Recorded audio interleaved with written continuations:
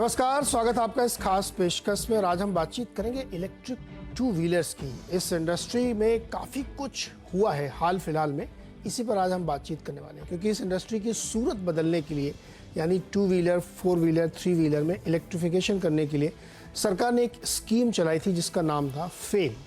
Fame के दो चरण थे, एक फेज पूरा हो गया था और फेम 2 स्कीम लेकर सरकार आई, जिसका आगाज़ जो है हुआ और उसको लगातार प्रमोट किया गया, जिससे कि ज़्यादातर गाड़ियों में इलेक्ट्रिक मॉडिफिकेशन हो और लोग इलेक्ट्रिक गाड़ियों का इस्तेमाल करें।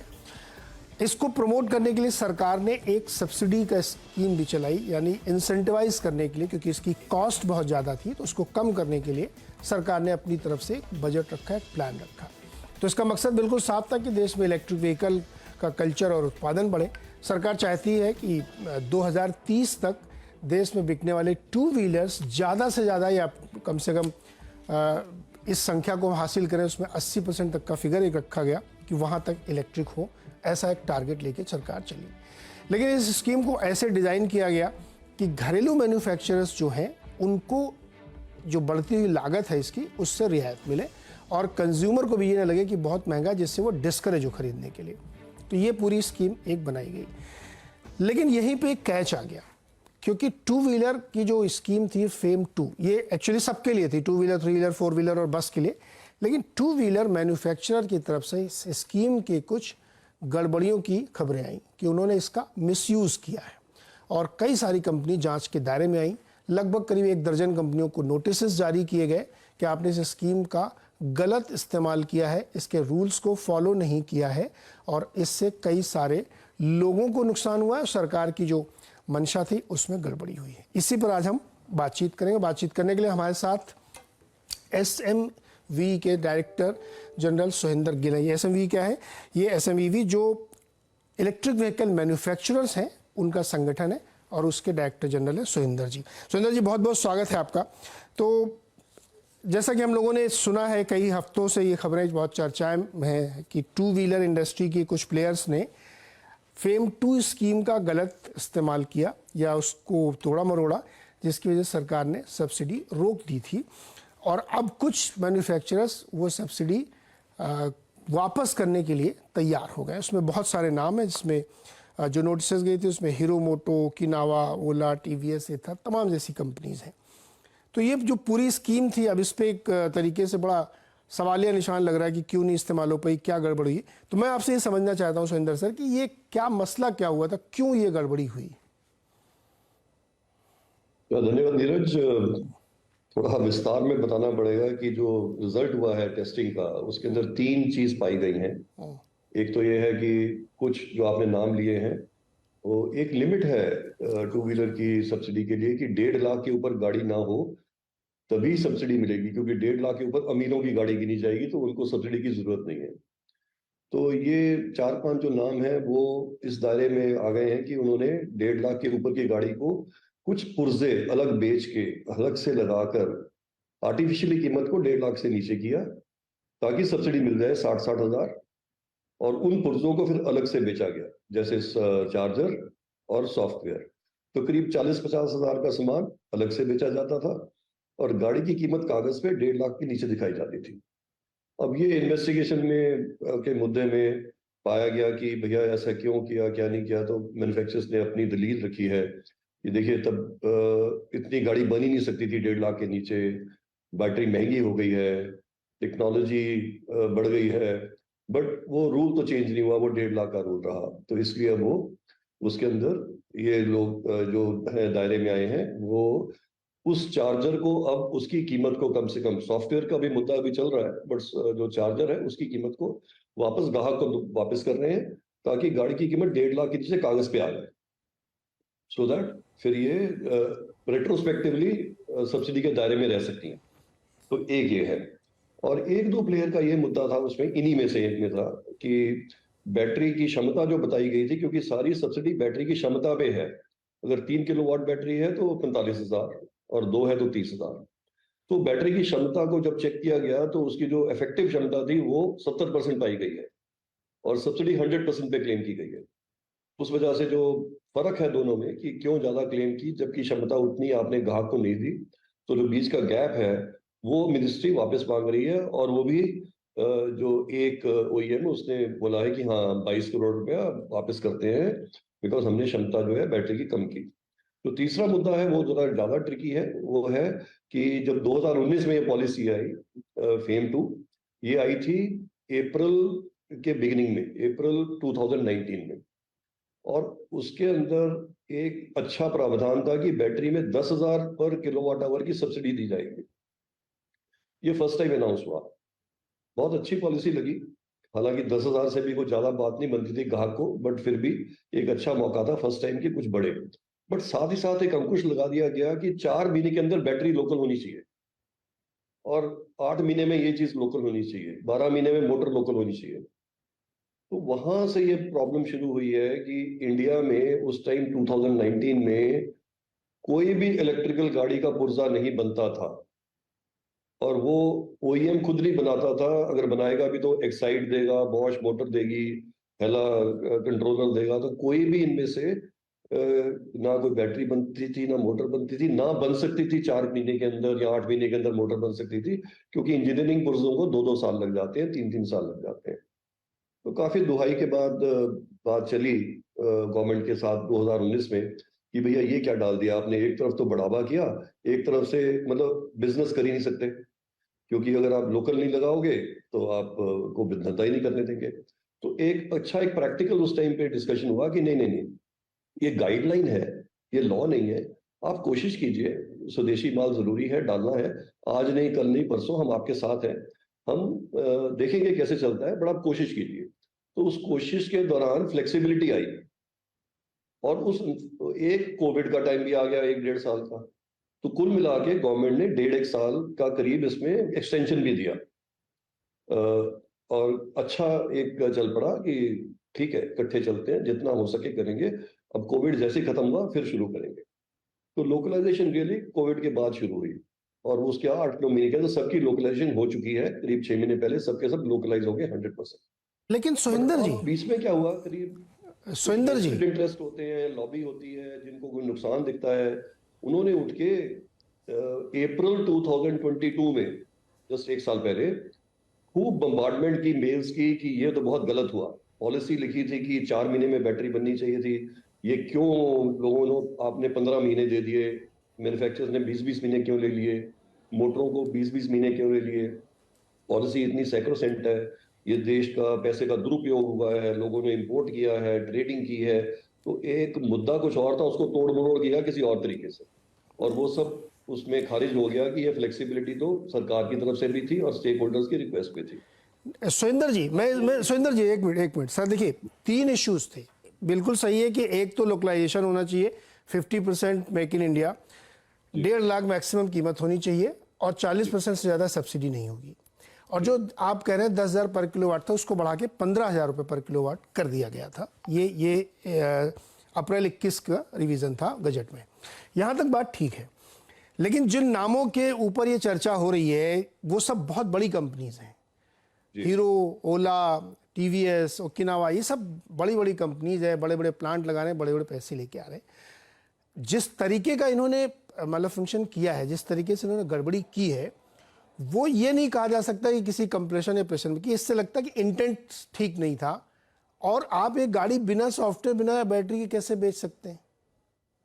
तो ये तो जानबूझ के की गई गलती ना। आपकी बात से यहां तक मैं सहमत हूं, लेकिन ये इंडस्ट्री की अपनी प्रॉब्लम नहीं थी, ये इंटेंशनल था कि सब्सिडी वसूलनी है तो कुछ भी कर लो। ये कुछ हद तक आपकी बात के साथ मैं पूरा राय रखता हूं कि ये एक मुद्दा था जो जेन्युइनिटी पे नहीं था, इसमें कोई प्रैक्टिकल डिफिकल्टी नहीं थी।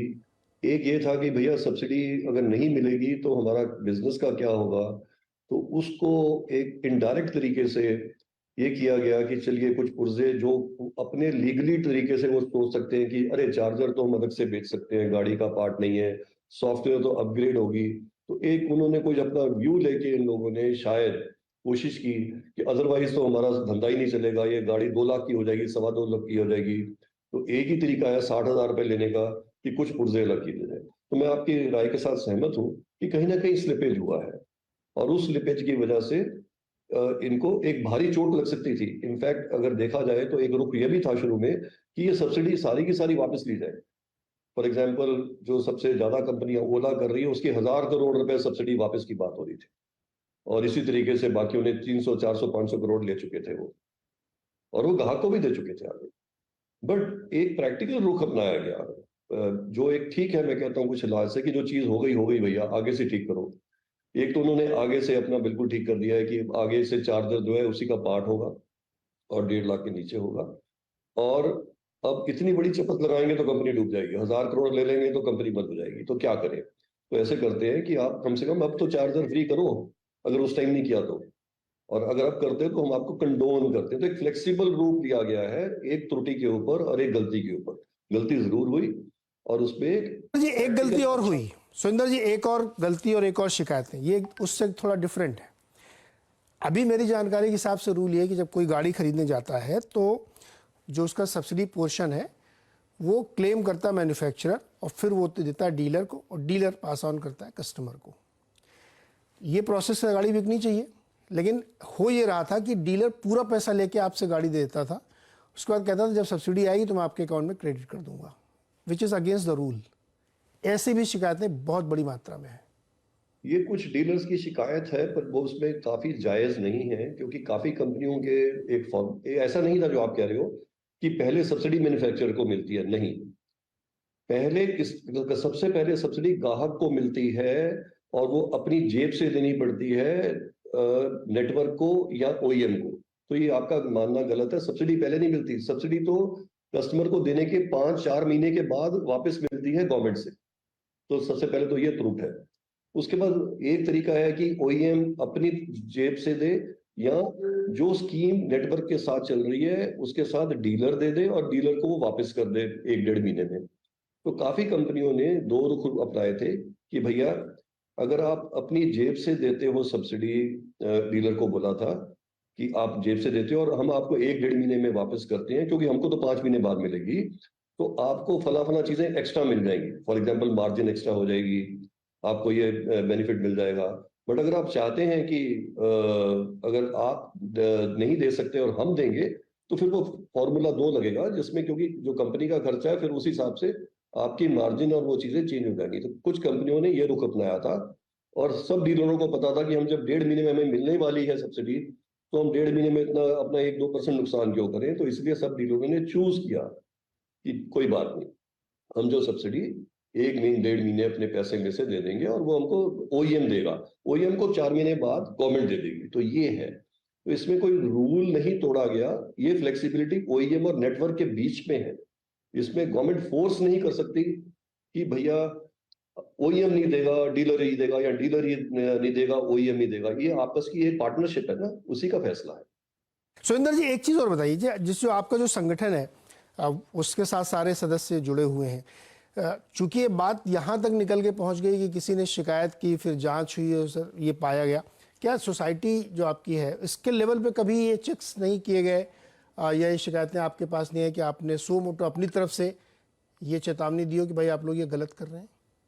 बिल्कुल हुई थी, और डिस्कशन भी हुई है। उसी का रिजल्ट मैं आपको बता रहा हूँ कि कुछ डीलर जो छोड़ देते हैं जब कंपनी को, या कुछ डीलर जो किसी रीजन से कंपनी के अगेंस्ट हो जाते हैं या दुखी हो जाते हैं, वो एक्सेप्शन रूप में, फॉर एग्जांपल इस वक्त 2400 डीलर हैं अपने मेंबर्स के। जो शिकायतें हैं हमारे हिसाब से करीब 15 हैं। बाकी 2330 डीलरों ने कोई शिकायत नहीं की है, और उसमें उनको दोनों ने मिलके ही डिसाइड किया है, ओईएम्स और उसने। अब जैसे 1 मिनट लगता है, अगर कल को ओईएम कहे ठीक है हम देंगे पैसा, पर आपकी मार्जिन 2% कटेगी, तो कोई रोक सकता है क्या उसको? ठीक है ना? तो वो एक फाइनेंशियल एक डिसीजन है जिसके अंदर 99% डीलर को कोई दिक्कत नहीं है। अब नेट शिकायत करने में तो जरूर कोई ना कोई जिसको और प्रॉब्लम्स है वो भी करता है, किसी का और मोटिव होता है, उस हिसाब से होता है। तो सबसे बात हुई थी, सभी को ये ऑप्शन दी गई थी, और सभी ने ये बोला कि नहीं, ये मुद्दा बिटवीन डीलर एंड ओईएम है, इसमें तीसरे आदमी की जरूरत नहीं है। और अगर हमारे 99% डीलर इसको ठीक कहते हैं, तो ये कोई बात ही नहीं है कि 1-1.5 महीने में अगर आपको क्रेडिट नोट या सब्सिडी वापस दे देते हैं, तो ये एक मुद्दा पैसे का है, रोटेशन का है। सुरेंद्र जी रुकिएगा, मैं एक छोटा सा ब्रेक लेता हूँ कुछ सेकंड्स का, वापस आते हैं तो इस चर्चा को आगे बढ़ाते हैं कि क्या सोसाइटी पे इस बात की भी शिकायतें आई थी कि सॉफ्टवेयर और बैटरी अलग बेची जा रही, जो बड़ा वाला मुद्दा है, उस पर आप लोगों को क्या रिएक्शन था, उस पर मैन्युफैक्चरर्स ने क्या कहा आपने जब ये सवाल उठाया, रादर देन कि गवर्नमेंट के सवाल उठते? ब्रेक के बाद इस पर चर्चा करें।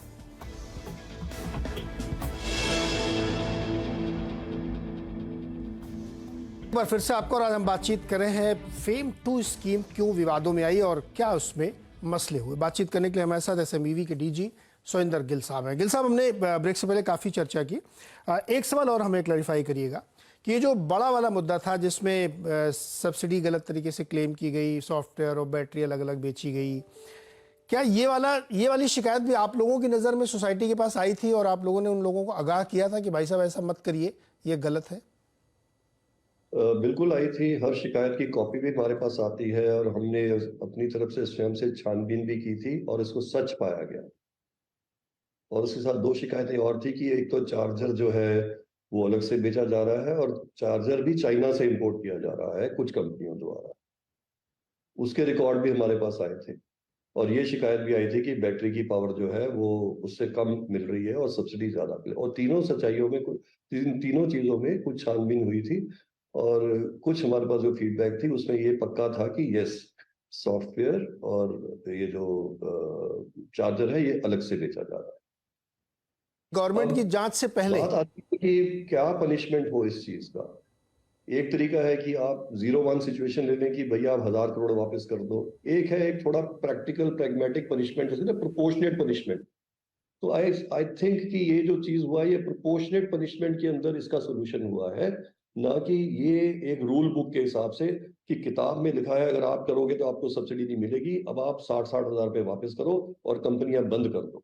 तो ये कंपनियां बंद हो जाती, उसकी तुलना में एक अच्छा सरकार ने किया कि ठीक है इन्होंने सबने गलती की और खरबूजे को देख के खरबूजे ने रंग बदला, एक ने किया, दूसरे ने किया, तीसरे ने किया, चौथे ने किया। पर अब क्या करें, किया तो किया। एक तो कान पकड़िए, दूसरा आगे से मत कीजिए। और ठीक है हम कष्ट कर बहुत कुछ सकते थे बट हम नहीं इतना कर रहे, हम सिर्फ इतना कर रहे हैं कि प्रोपोर्शनेट पनिशमेंट हो। अनफॉर्चुनेटली ये चारों कंपनियां हमारे मेंबर नहीं है, नहीं तो हमारा काफी इनके ऊपर जोर चलता। ये चारों श्याम की जो लॉबी उनके मेंबर हैं जो पेट्रोल लॉबी के लोग हैं, तो हम सिर्फ उनको हिदायत ही दे सकते थे, हम उनपे हमारा कुछ हक या जोर नहीं था। अच्छा, 12 कंपनियों का नाम आ रहा था, बाकी कोई आपके सदस्य थे जो इस तरह की गड़बड़ कर रहे थे? बाकी तो रहे होंगे। हमारा कोई भी सदस्य ऐसे नहीं था जो ये गड़बड़ कर रहा। ओके, ये सब वो एक तो ये कि सियाम और आप लोगों ने अलग अलग बॉडी बना रखी है, वो आइस इंजन वाली और आप लोगों की। अच्छा, अब ये बताइए कि ये मसला अभी सॉर्टेड आउट है या अभी भी इसमें चीजें फंसी हुई हैं और गड़बड़ियां हो रही हैं? नहीं, अब आगे से तो सारे मसले बिल्कुल प्रैक्टिकल रूप से, फ्लेक्सिबल रूप से सॉर्ट आउट हो रहे हैं और मेरे को लगता है अगले 1 महीने के अंदर ये बात सिर्फ बीती बात रह जाएगी। जो भी जिसको छोटा मोटा अंकुश लगाना है लगाकर, आगे का मेन है कि पॉलिसी को भी देखा जाए कि उसके अंदर इतनी सारी क्या त्रुटियां थी जिसकी वजह से ये सब हुआ। फॉर एग्जाम्पल ये 1.5 लाख की तो त्रुटि नहीं मैं गिनता, बट अगर मैं ये देखता हूँ कि ये जब पॉलिसी बनी उसमें 4 महीने में आपने बोला मोटर बैटरी ये कर दो, तो बहुत बड़ी त्रुटि थी।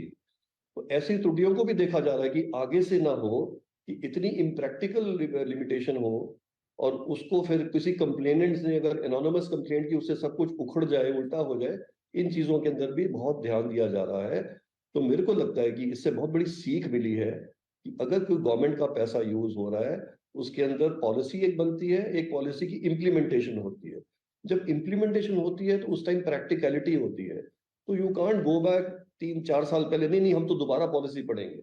वो एक बहुत अच्छी बात हुई है कि प्रैक्टिकलिटी को देखते हुए पॉलिसी में अमेंडमेंट्स हो रही हैं, स्ट्रिक्टनेस हो रही है। अब देखिए आप कह रहे हैं 50% पुर्जा इंपोर्ट अलाउड था, तो 50% तो चाइना से आज भी आ रहा है ना, क्योंकि चाइना ही एक अच्छा सोर्स है इस टाइम पे जो वर्ल्ड को सप्लाई करता है। अगर आप अच्छी चीज खरीदना चाहते हो, आप अच्छे सप्लायर पे जाते हो तो चाइना उनका सोर्स है।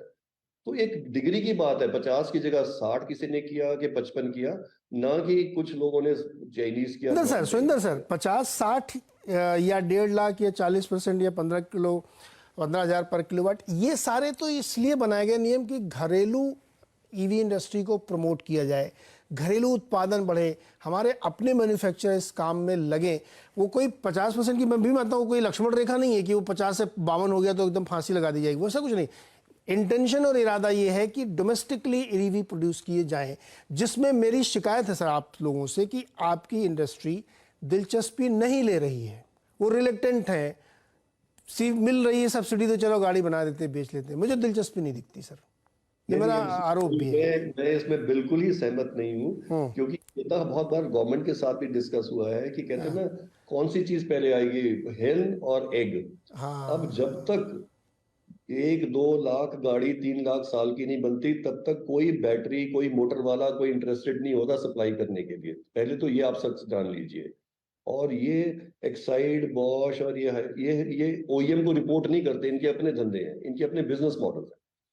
तो ओईएम रिक्वेस्ट कर सकता है सप्लाई चेन को, वेंडर को, कि प्लीज मेरे डिजाइन के हिसाब से आप मोटर दे दीजिए। तो जब तक वॉल्यूम नहीं आता वो इंटरेस्टेड नहीं है, और वॉल्यूम तब नहीं आएगा जब तक ओईएम ऑर्डर नहीं करेंगे। तो एक स्नो बॉलिंग इफेक्ट हो जाता है ना। अब आप देखिए, पिछले 8 महीने पहले जब पॉलिसी चेंज हुई, उससे पहले तो कुछ हुआ ही नहीं, 10,000 से कोई रिजल्ट भी नहीं आया। बट अप्रैल 21 में जब पॉलिसी चेंज हुई, उसके बाद वॉल्यूम बढ़ने शुरू हुए और सप्लाई चेन भागी आई, लाइन लगा के आई सबके पास। जो हमारे 26 सप्लायर है वो कहते हैं हमारे पास 3-3 वेंडर हो गए, और वो अब सितंबर लास्ट ईयर से सबके सब सप्लाई भी कर रहे हैं। तो जब टाइम आया तो सब कुछ हो गया ना, मेक इन इंडिया भी हो गया, बढ़िया हो गया, बेस्ट से बेस्ट जापानीज कंपनी इंडिया में आ गई है, नाइडेक, जैसे कई लोग दे रहे हैं, जैसे हीरो इलेक्ट्रिक अब नाइडेक मानेसर से खरीद रहा है मोटरें। पर पहले क्यों नहीं खरीद सका? क्योंकि कोई सप्लाई करने को राजी नहीं था। तो हर सर जगह वक्त सुंदर होता है। सर, आपने एक बहुत अच्छी बात कही कि चिकन और एग वाली स्थिति है ना। अब देखिए 7-7.25 लाख गाड़ियां बिकी हैं FY23 में, है ना। जी। और वो चिकन और एग को तोड़ने के लिए वो 10,000 करोड़ रुपए की स्कीम लाई गई थी। तो कुछ तो इंडस्ट्री को भी शायद इनिशिएट करना चाहिए ना। सब सरकार ही पहले इनिशिएट करके सब कुछ इकोसिस्टम बना दे, हम फिर आके बेचेंगे। मैं ये नहीं कह रहा हूँ कि आप लोग काम नहीं कर रहे हैं, ईवी इंडस्ट्री बिल्कुल कुछ नहीं कर रही है, लेकिन थोड़ा सा अपनी तरफ से भी अगर प्रयास करें तो ये गाड़ी बढ़ पड़ेगी। क्योंकि नंबर सब बहुत सजेस्ट कर रहे हैं कि 100% की ग्रोथ दिख रही है, तो डिमांड तो है। थोड़ा सा इंडस्ट्री को भी अपनी तरफ से पुश करना चाहिए कि चलो सरकार ने 10,000 करोड़ दिए हैं तो हम भी कुछ अपनी तरफ से लगाएं और इंतजार करें कि ग्राहक आ जाए। मैं ये इंतजार करूं कि नहीं, जब ग्राहकों की लाइन लग जाएगी तब मैं पहली ईवी गाड़ी और बैटरी बनाऊंगा, तो ये भी शायद थोड़ी सी जाती। खैर एनीवे सर, समय कम इसलिए एक सेकंड जी। ये तो ओईएम ने किया ही है। जितने भी ओईएम मैन्युफैक्चरर्स हैं उन्होंने 15 साल से यही किया, इन्वेस्ट किया है। मैं वेंडरों की बात कर रहा हूँ, वेंडर नहीं लगा रहे पैसे, वेंडर ओईएम नहीं है। तो सर मैं पूरे इकोसिस्टम की बात कर रहा हूं, मैं ये नहीं कर रहा हूं कि ओईएम या वेंडर या सप्लायर या कोई, सबको इसमें काम करना चाहिए। देखिए अभी ओईएम आज की तारीख में सर, ओईएम की आप तारीफ करें, मैं भी कर रहा हूं, लेकिन वो दिन भी याद रखिए जब नीति आयोग ने बुलाया था और कहा था 15 दिन के अंदर अपना ईवी प्लान दीजिए, कोई दरवाजे भी नहीं गया था सर। आज सब बता रहे हैं कि हम ओईएम हैं, हम बहुत अच्छा काम कर रहे हैं। तो सबकी गलतियां कहीं ना कहीं रही हैं इस इंडस्ट्री को यहाँ तक लाने में और अच्छा एक्सलेट नहीं करने। बहरहाल ये एक लंबा इशू है, लेकिन अच्छी बात यह है कि हमारे यहाँ की ग्रोथ बहुत अच्छी है और उस सब में आप सब लोगों का बहुत बढ़िया पार्टिसिपेशन है। बहुत बहुत शुक्रिया सर हमारे साथ जुड़ने के लिए। Thank you, bye bye.